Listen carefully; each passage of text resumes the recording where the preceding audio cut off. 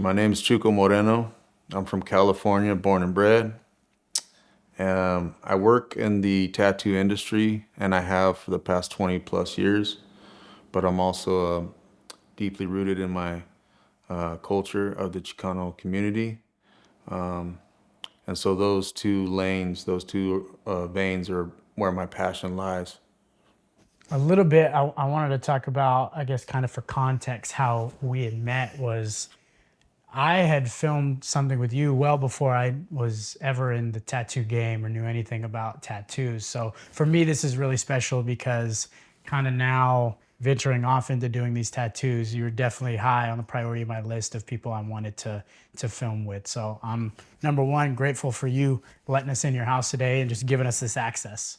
Yeah, man. No, I I'm a creature of habit, so it's like once I befriend somebody later downstream, if they tap me on the shoulder and there's any kind of assist that I can lend to them or any avenue of success in their industry, then of course the door's open, Holmes. That's just how I am.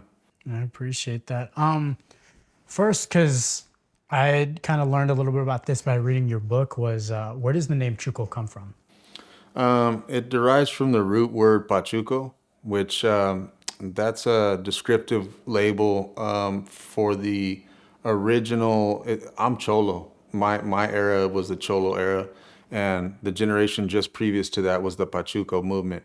And basically, in the Southwest and in Los Angeles area, Chicanos, in order to separate and self-identify themselves, we've always been very rich in our culture, and that also entails like the dress codes and the trends and fads that we've carried throughout the generations.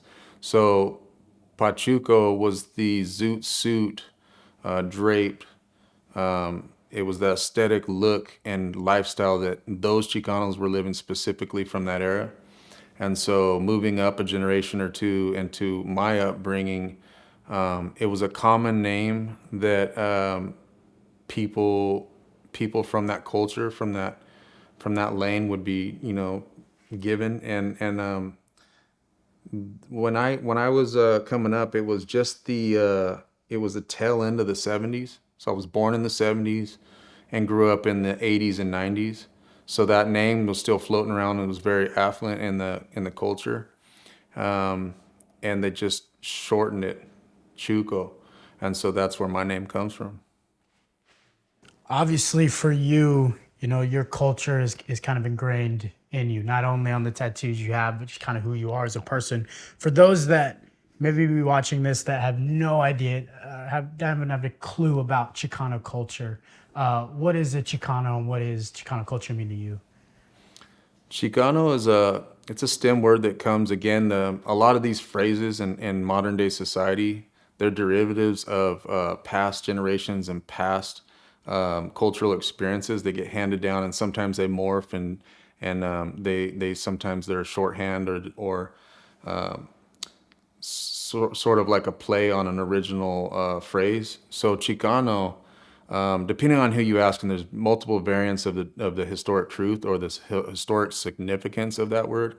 But for me, the way that I feel comfortable interpreting it and the way that I use it in my own lifestyle, excuse me, in my life, would be like,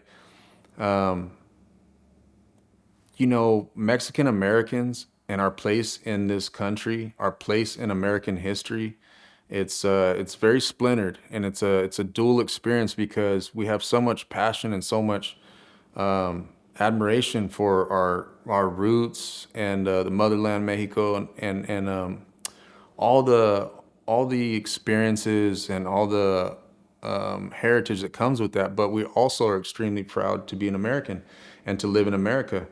And it became a situation in the mid '70s, '60s, '80s, in that block of time, where I think that the identity of the Mexican American was really kind of like unstable at that point in the way of outside view.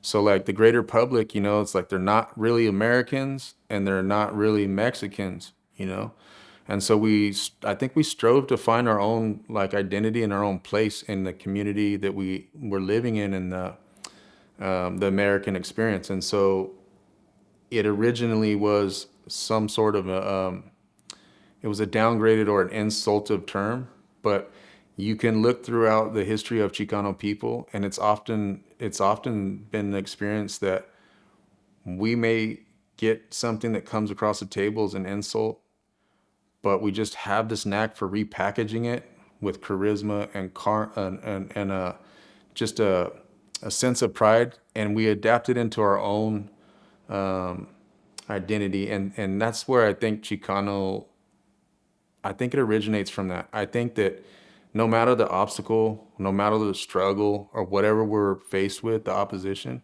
this culture has always taken it, brought it into our hearts, into our lives, and then released it as something beautiful, something powerful, and something to be proud of. And the term Chicano is for me just that.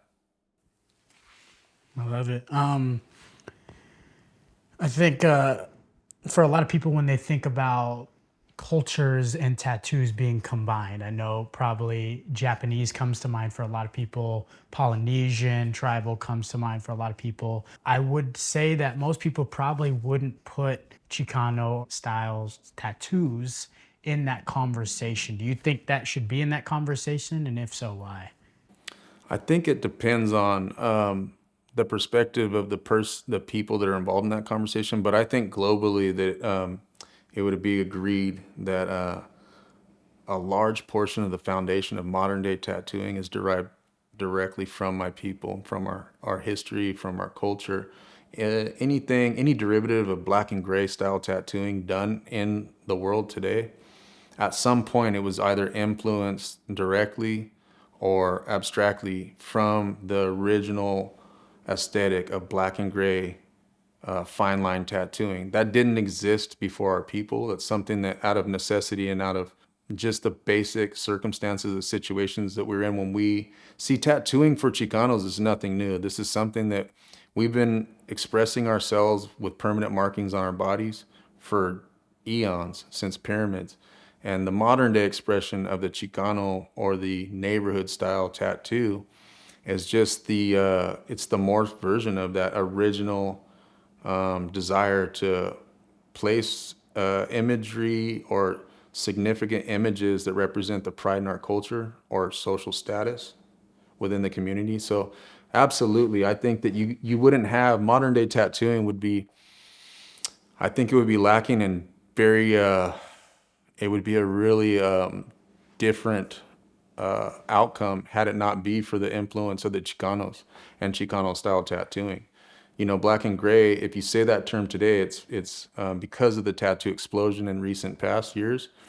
It's a commonly used, commonly understood term, but the realism, the hyper detailed, the heavy black work, all of these things are modern versions of the original format of black and gray tattooing. And where that came from was, you know, neighborhood people who had one color that was was a handmade ink. We concocted ourselves and learned how to make, fashion homemade rigs and make permanent marking. It originated with the hand poke system.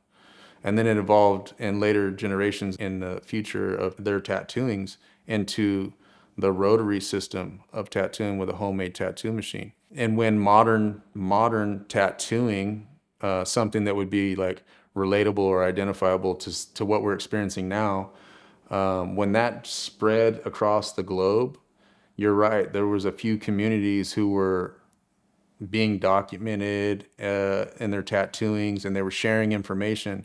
Now, for me, my opinion on that subject is this: is that in the history of the world, I think that Chicanos are one of the last cultures to be, I don't want to say exploited. I'd like to keep it positive, but explored. And so there's a huge chunk of my people's history that's either missing, deleted, or unknown to the masses. And it's just now that, the reality is we were never a minority. Where I sit today in California, this is originally the land of my people in some fashion or form. And because other ethnicities and other governments and outside entities have not either appreciated or accepted that concept. It branded us as a minority, and it also excluded us from a lot of the pages in history. Like growing up and going to school, if there were any teachings about our people, even the common word of Aztec, you have to understand that our people, that's a modernized version of the original, one of the original tribes of indigenous people who lived in this region of the world. And our modern history that can be told or can be learned from, it's really skewed, and I think that it's the same way with tattooing, that just now, because there's a large focus on Chicano people, and people worldwide are starting to accept and appreciate the artistry, the culture, and all the inner workings of the Chicano people. So now it's becoming, something that's got a bit of a spotlight on it. So yeah, man, I don't think you can have Polynesian, Japanese, even American traditional tattooing in the same sentence without giving homage or paying respect to the Chicano tattoo. When we were kind of talking about a subject for this video, you kind of gave me or I guess you explained to me something that I guess really didn't have a true concept on, where you explained the difference between lifestyle tattooing versus the professional style tattooing. For you, what are the differences between those two? I think what you're asking. I'm going to try and answer it the best way I can, but I think what you're asking me is what is the difference between the original Chicano tattoo experience and the thing that's so globally publicized now as black and gray or Chicano style or Mexican style tattooing.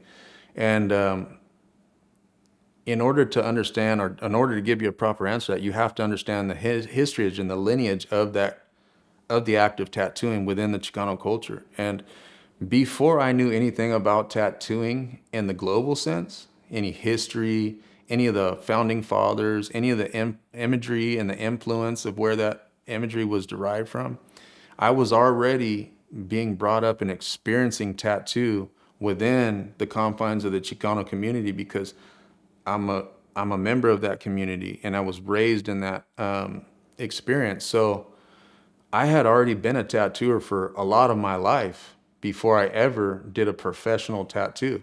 As I said before, I was totally naive and unaware of anything that would be considered like professional tattooing, whether it was the players that were involved globally. And at that time, when I got into professional tattooing homes, there was only so many people on the planet doing this style of art. And I felt like the brotherhood and the fraternity of tattooers that I was attached to, I felt like I could tell you every person on the planet that was actively making tattoos on a certain level, right? On a professional level, because we were all in correspondence and there was a brotherhood and there was an exchange of information and just there was an awareness of each other. Now, that's the professional tattoo lane, but in the Chicano community, we have that same concept. We have that same like playing field. So like I could tell you names of tattooers that the professional community they wouldn't know anything. They wouldn't know who I was talking about. But if you just cross the street or go back across the tracks into the Chicano community, be like, oh yeah, Mo from Stockton. He's bad, homie. Vato could get down, and he could, and he did. And so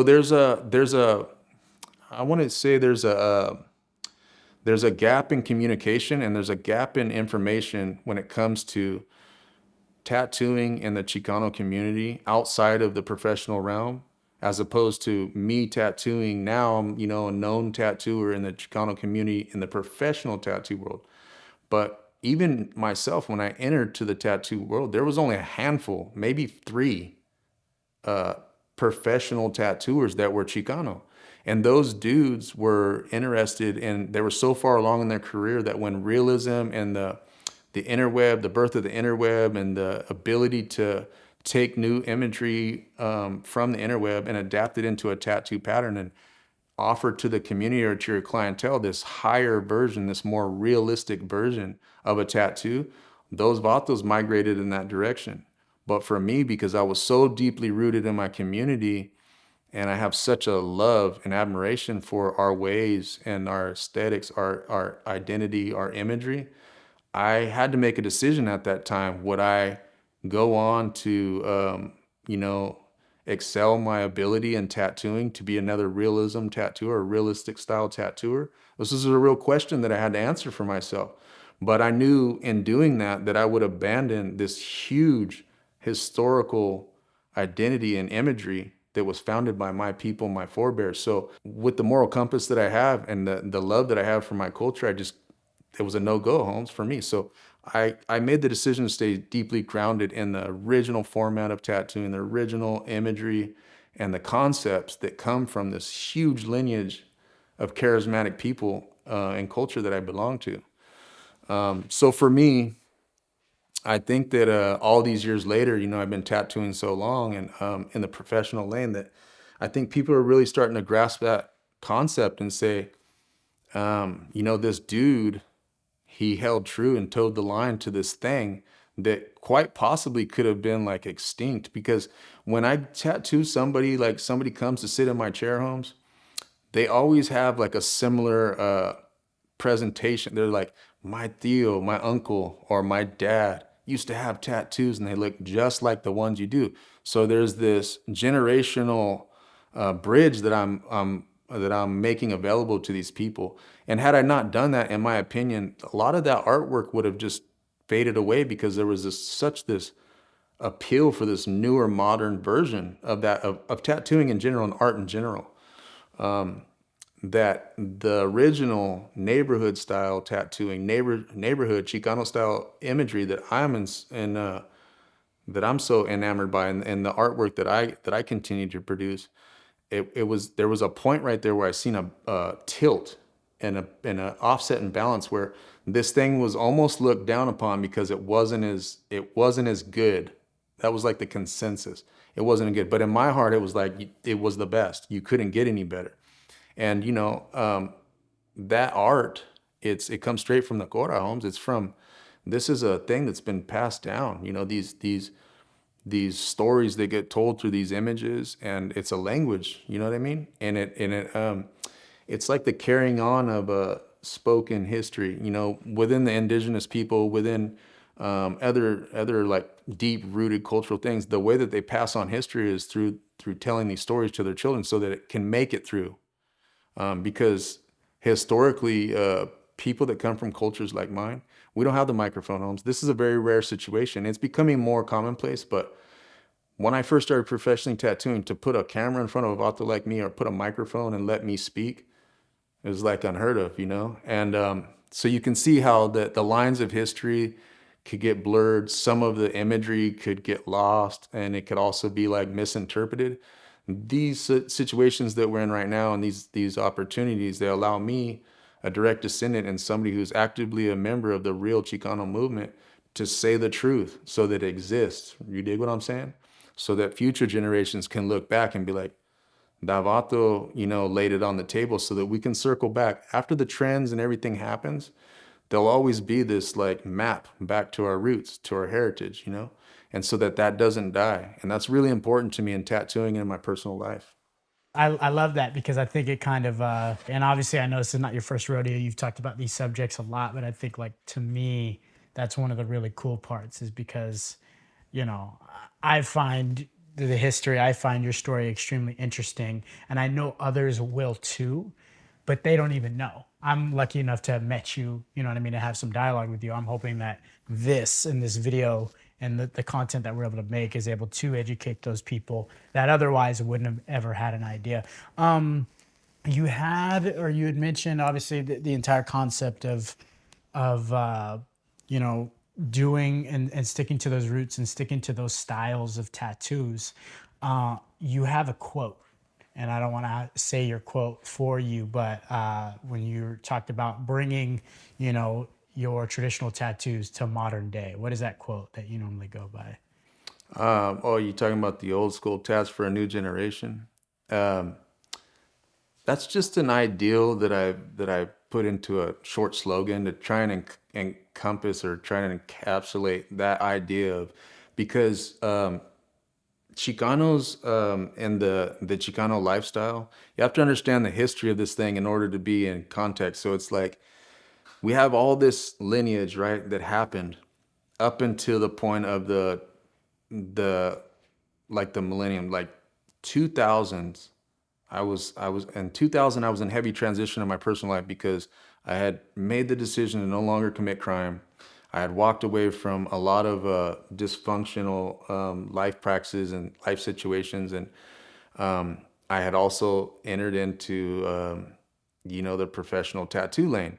So there's all these major storms going on in the background of my life. At my core, I was still a vato, right? And I still looked the same, still khakis, hair knitted down, brim down.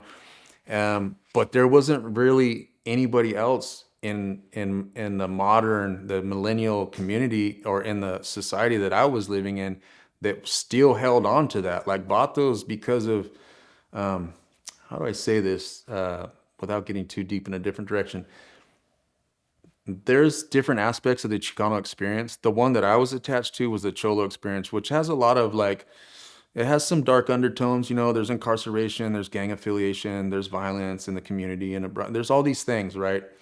And in the early 2000s, the government that monitors and controls, California, there was a huge bite down on that community.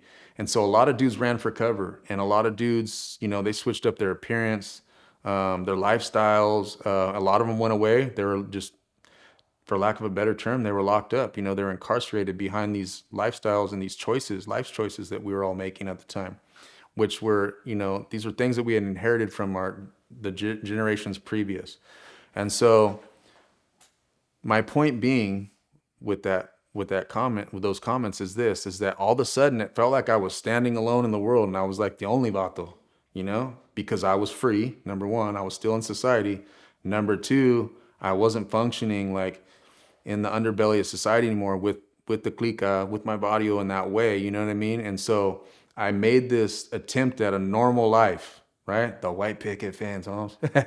And I didn't belong there, and nobody embraced me coming across that lane, Holmes. So it was like to go and interact in society, to get a bank account, right? To get a job, to find some form of employment. I was still very heavy stereotypical in society, where it was like, this dude looks like he just stepped out of Pelican Bay. You know what I mean? So it was like almost impossible to get employment. It was impossible to go out and to be heard or accepted in normal mainstream society at that point, especially when I'm like walking in there looking like this. But I have a deep guarded respect for who I am, and I have a strong understanding of who I am, and I've always had that for some reason or another. And so for me to kind of like change who I was in order to fit into the box that they wanted in like modern society or general society, I just wasn't willing to do that. What I thought instead was, okay, maybe with my life and my actions, maybe I can shed some light on like who I really am as an individual, and maybe even open the door for other vatos, because I have primos and homeboys who are gonna rotate from behind the wall and eventually come home and possibly look at what I'd done and said, maybe this is like an example of what could be. So I felt like I was pioneering something in my own life. And I just began to interact with people in professional situations, on the job situations. I did a few speeches for my wife at the time was in college, and I went and did a few speeches for her in her classes. And I just looked for the opportunities that would open up a door of communication for from people with people outside of my community, so that we could be better understood. Fast forward, right? Now we're sitting here. There's many dudes, there's so many of us, Chicanos, who have made that leap and have been successful in that attempt to cross the lines of social separation, of economic barriers that were previously there. And so tattooing, I have to say, it gave me that opportunity. It gave me enough camouflage, because you have to understand, if I'm driving down the street in my ride homes in 98, boo, you're getting hit, homie. You're getting lit up. And are you on parole? And they're going to get me out there and they're going to lay me in front of my family. It's going to be ugly. In 2010, I get pulled over for speeding, and they'd be like, oh, Chuco, hey man, I want to get, and it's a cop, Holmes, a cop telling me, I want to get these tattoos. And so I saw this strange thing that had happened, and it was a switch. I was the same dude. I had the same appearance, same dress code, still spoke very, neighborhood based lingo. But I had crossed this imaginary line where I was accepted into communities that were outside of my own.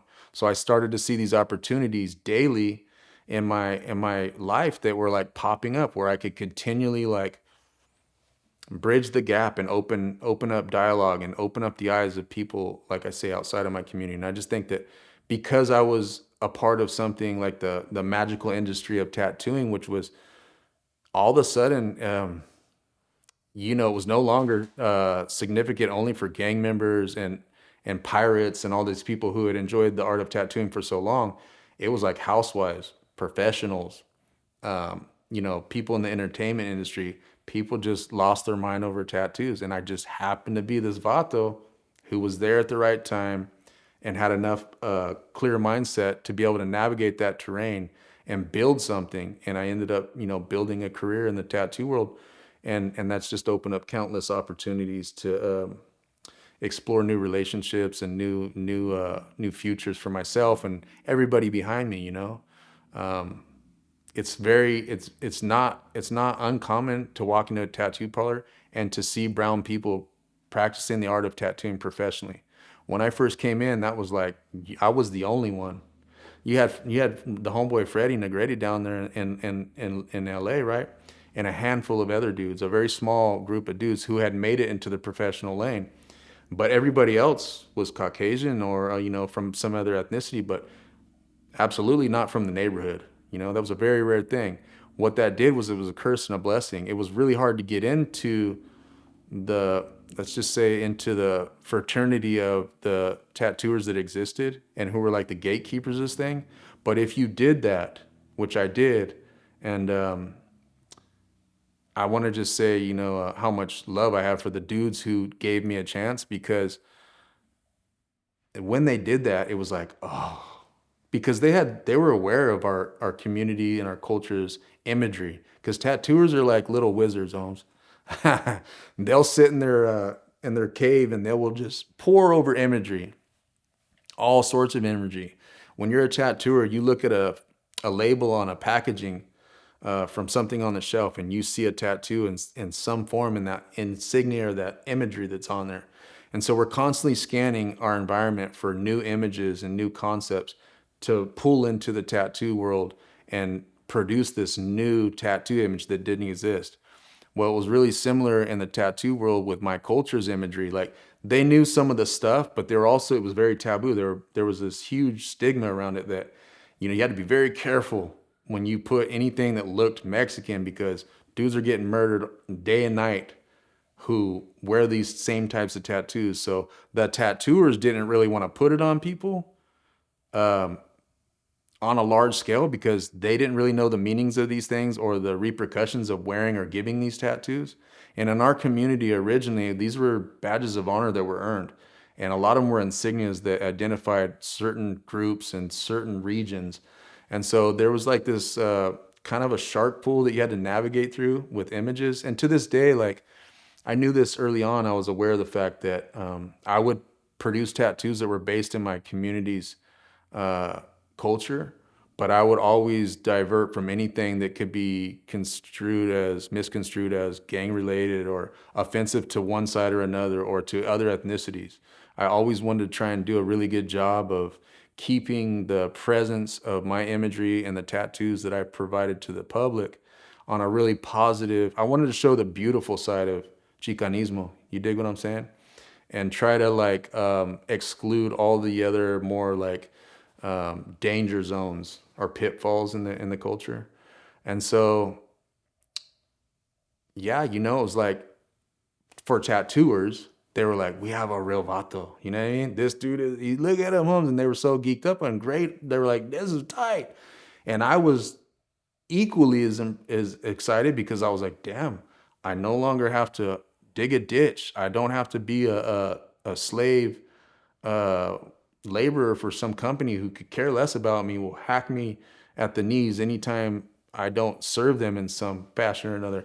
I saw that the potential of this thing right away. I was like, let me get this straight, Holmes.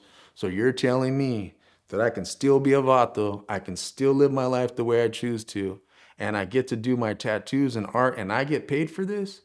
And they're like, you seem on. And I was like, okay, all right, Holmes, we're on to something. So, yeah, that's kind of like a brief rundown of like how I made it into this lane. And I just, I've tried to take each day at a time and do my best to be a positive representation of a Chicano artist. I love that. The last question I have, and this kind of goes along with that subject, is a quote that I read from your book was a tattoo can change a life. Now, that may seem like a very simple statement to most, but what does that statement mean to you? Um, I'm stoked that you read the book. I appreciate that, Holmes. But what I was trying to say with that slogan or that statement is just that tattooing to me is magic, Holmes, because I've never engaged with anything in my lifetime that would cross all boundaries. You dig what I'm saying? So like, for a guy like me, unless you come from my upbringing or my background, you won't understand what I'm saying. But I'm gonna try and make this clear. It's like there's so many boundaries, cultural boundaries, there's so many ethnic boundaries, even within our own culture, there's so much segregation, right? So for me in my life, I felt very like uh,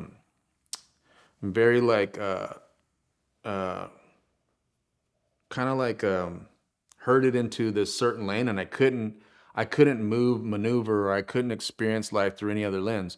And I started tattooing at 12. I've always tattooed, I've always drawn, and so little did I see, little do I know, but this thing that I've always loved and appreciated is loved by the masses. Everybody loves tattooing, Holmes. Come on, yeah, it's tattoo, Holmes. So with that interest, that vested interest, and this level of value placed on this act of tattooing, it just opens the doors to so many people that you wouldn't have access to without that bridge, right? Even internally in the culture of my people, I've crossed bridges that are historically like this is like and a lot of you who might see this will understand what I'm saying, but unfortunately, there's barriers within the culture that were like no fly zone. Like it just could never happen. And had you asked me 20 years ago, I would say it would absolutely be impossible. But I didn't factor in the magic of tattooing. So again, it's like this thing, it's so powerful, it's changed my life. So that's why I can put that out there and not feel like corny or I'm like trying to be selly, like I'm selling you something. It's just the truth, Holmes. And if you understand or have experienced or engaged with tattooing on any level, I'm sure that you can find some part of you that agrees with my statement because I've seen people with no self esteem, with no confidence, and no tattoos. And I'll come here, homie. Hey, what are you doing? And they're just like, oh, I'm kicking a rock, Holmes. They're down on themselves. They're down in their life. And come here, you like tattoos? And they're like, I never thought about it. I'm like, you want me to put you one on, homie? Let me put you one on. I'll see that same vato 6 months later after I put a few on. He's got some hind under his arm, bro. He's the dude. You know what I mean? That changed his life. I've seen people get married over the act of tattooing. I've seen people, find their own identity, through tattooing. It's a very powerful thing, and it's a very deliberate act. The act of tattooing itself, you're taking the creator's creation and you're permanently changing, right, the aesthetic of a person. I take great reverence in that. Every time I put a tattoo, it's like when you're born, you're a clean slate. For me to make the choice and for you to agree to this decision that I'm going to mark you permanently, Holmes, for all the days of this life, the rest of this experience. So everybody that you meet and every experience you have, that tattoo will be with you. Think about that concept, Holmes. It's a lot of weight, Holmes. It's heavy. But I take pride in being a person who has dedicated my entire life to to conjuring the ability to put on an imagery that not just myself can wink and nod and say, that's feeding me, homie, that's bad. But the person who wears it and their people's people can all agree that this is a nice piece of art, or this means something, or this has some value attached to it. So when I say that it can change a life, it most certainly can and does.